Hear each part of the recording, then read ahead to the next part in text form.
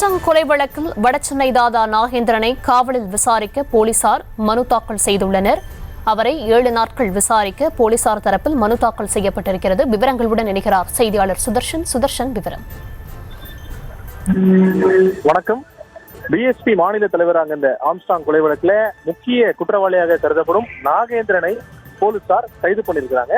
இந்த கைது நடவடிக்கைகளை மேற்கொள்வதற்காக இன்று அவர் எழும்பூர் நீதிமன்றத்துக்கு அழைத்து வரப்பட்டு மேஜிஸ்ட்ரேட் முன்னிலையில அவரை ஆஜர்படுத்தினர் போலீசார். ஆஜர்படுத்தினதுக்கு அப்புறம் அவருக்கு கிட்டத்தட்ட இன்னிலிருந்து 15 நாட்கள் நீதிமன்ற காவலானது கொடுக்கப்பட்டிருக்கிறது. இதே சமயத்துல போலீசார் அவரை போலீஸ் காவல் எடுத்து விசாரிப்பதற்காக 7 நாட்கள் போலீஸ் கஸ்டடி கேட்டு மனு தாக்கல் செய்திருக்கிறாங்க. இந்த மனுவானது தற்போது மேஜிஸ்ட்ரேட் முன்னிலையில மனு தாக்கல் செய்யப்பட்டதுக்கு அப்புறம் தற்போது அது விசாரணைக்கு வந்திருக்கிறது.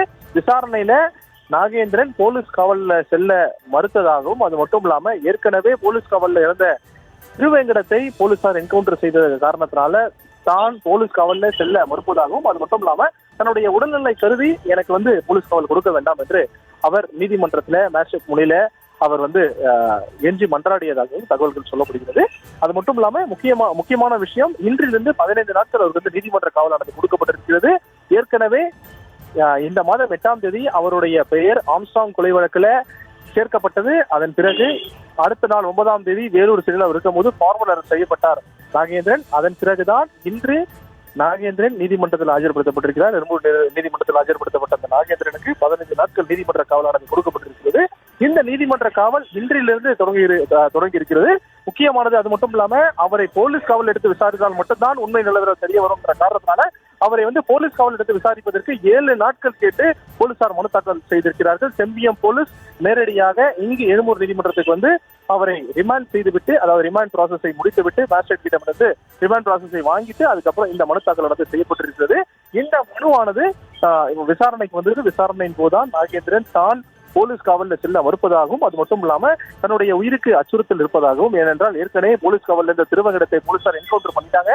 அதன் காரணமாகவும், அது மட்டும் இல்லாம தன்னுடைய உடல்நிலை பாதிக்கப்பட்ட காரணத்தினால, அதாவது ஏற்கனவே நான் டயாலிசிஸ் 2 வாரத்துக்கு ஒரு முறை டயாலிசிஸ் பண்ணிட்டு இருக்கேன், அதனால நான் போலீஸ் காவலில் செல்வதற்கு நான் மறுக்கிறேன் அப்படின்னு சொல்லிட்டு அவருடைய வாக்கு மூலமாக மேஜிஸ்ட்ரேட் முன்னிலையில் அவர் கொடுத்திருக்கிறார். அது மட்டும் இல்லாம அவர் கெஞ்சி மன்றாடியதாகவும் தகவல்கள் சொல்லப்படுகிறது.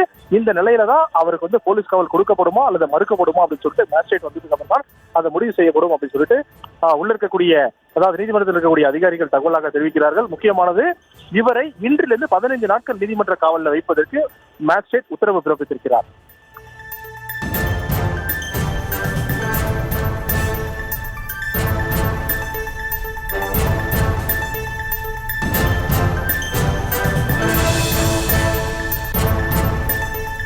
விவரங்களுக்கு நன்றி சுதர்ஷன். செய்திகளை உடனுக்குடனும் துல்லியமாகவும் தெரிந்து கொள்ள சப்ஸ்கிரைப் பண்ணுங்க.